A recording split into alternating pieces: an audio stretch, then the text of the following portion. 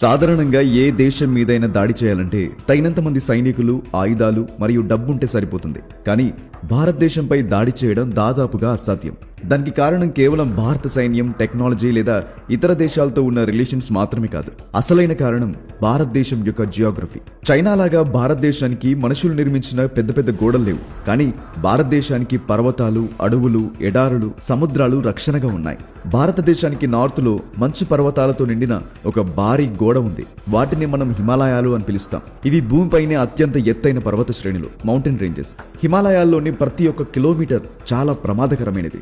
వేల కిలోమీటర్ల పొడవైన ఈ పర్వతాలు ఎవరు ఛేదించలేని ఒక సహజమైన అడ్డుగోడలా వ్యవహరిస్తాయి. నిటారుగా ఉండే కొండలు, ఇరుకైన దారులు, గడ్డ కట్టించే చలి, వీటన్నిటికి తోడు అక్కడ గాలి ఎంత పలచగా ఉంటుందంటే శిక్షణ పొందిన సైనికులు కూడా ఊపిరి తీసుకోవడానికి ఇబ్బంది పడతారు. ఇక్కడ నుండి ఏ సైన్యమైన భారత్ పై దాడి చేయడం కష్టం మాత్రమే కాదు, దాదాపుగా అసాధ్యం. యుద్ధ ట్యాంకులు ఎక్కలేవు, సప్లై ట్రక్కులు మొరాయిస్తాయి. ఇక హెలికాప్టర్లు అక్కడి భయంకరమైన గాలులను తట్టుకోలేవు. కొంచెం వెస్ట్ సైడ్ వెళ్తే ఇక్కడ థార్ ఎడారి ఉంటుంది. ఇది ఆసియాలోనే అత్యంత వేడి ప్రదేశాలలో ఒకటి. ఇక్కడ ఉష్ణోగ్రతలు 50 డిగ్రీ సెల్సియస్ ను దాటిపోతాయి. ఇసుక తుఫానుల వల్ల కంటికేం కనిపించదు. ఇంజన్లు వేడెక్కి ఆగిపోతాయి. సైనికులు డిహైడ్రేషన్ కు గురవుతారు.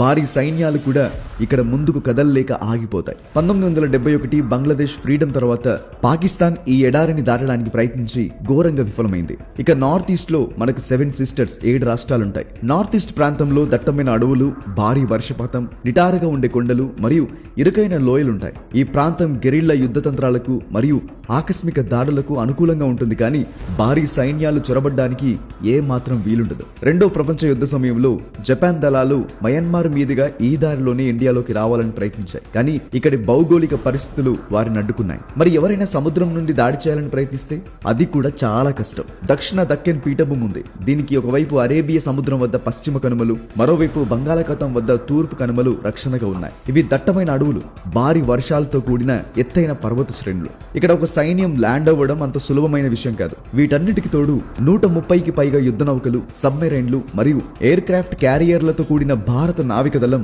శత్రువుల పనిని మరింత క్లిష్టం చేస్తుంది. ఒకవేళ శత్రువులు ఈ పర్వతాలు, ఎడారులు, అడవులు మరియు సముద్రాలను దాటి లోపలికి వచ్చారనుకుందాం. అప్పుడు వారు ఎదుర్కోవాల్సింది ఎవరన్నా తెలుసా? ప్రపంచంలోనే అతిపెద్ద మరియు అత్యంత అనుభవం ఉన్న సైన్యాలలో ఒకటైన భారత ఆర్మీని. భారత్ దగ్గర సుమారు 14 లక్షల యాక్టివ్ సోల్జర్స్ ఉన్నారు. మన మిసైల్స్ ఖండాలను దాటి దాడి చేయగలవు. భారత సైన్యానికి గడ్డకట్టే గ్లేషియర్లు, ఎడారులు, అడవులు మరియు అత్యంత ఎత్తైన యుద్ధ భూముల్లో పోరాడిన అపారమైన అనుభవం ఉంది. చివరగా ఎలాగోలా ఇవన్నీ దాటి వచ్చిన భారత్ దగ్గర అత్యంత శక్తివంతమైన అస్త్రం ఒకటి ఉంది. అదే న్యూక్లియర్ బాంబ్. భారతదేశం ప్రపంచంలోనే న్యూక్లియర్ ట్రయాడ్ సామర్థ్యం కలిగిన అతి కొద్ది దేశాలలో ఒకటి. అంటే భూమి, ఆకాశం మరియు సముద్రం, ఈ 3 మార్గాల ద్వారా అణ్వాయుధాలను ప్రయోగించే శక్తి మనకుంది. భూమిపై నుండి దాడి చేయడానికి మన దగ్గర అగ్ని సిరీస్ మిసైల్స్ ఉన్నాయి. ఆకాశం నుండి మిరాజ్ 2000 మరియు సుకోయ్ Su-30 MK వంటి యుద్ధ విమానాలు సిద్ధంగా ఉన్నాయి. ఇక సముద్ర గర్భం నుండి దాడి చేయగలిగే real game changer INS Arihant మన సొంతం. ఇది అణ్వాయుధాలను మోసుకెళ్లగల న్యూక్లియర్ పవర్డ్ సబ్మెరైన్. ఒకవేళ శత్రువు ముందుగా మనపై దాడి చేసినా మనం తిరిగి అంతే వేగంగా ప్రతీకారం తీర్చుకోగల సెకండ్ స్ట్రైక్ సామర్థ్యం మన సొంతం. ఒక అసాధ్యమైన పరిస్థితిని ఊహించుకుందాం. శత్రువు మన దేశంలోని కొన్ని నగరాలను ఆక్రమించుకున్నాడని అనుకుందాం. అప్పుడేమవుతుంది?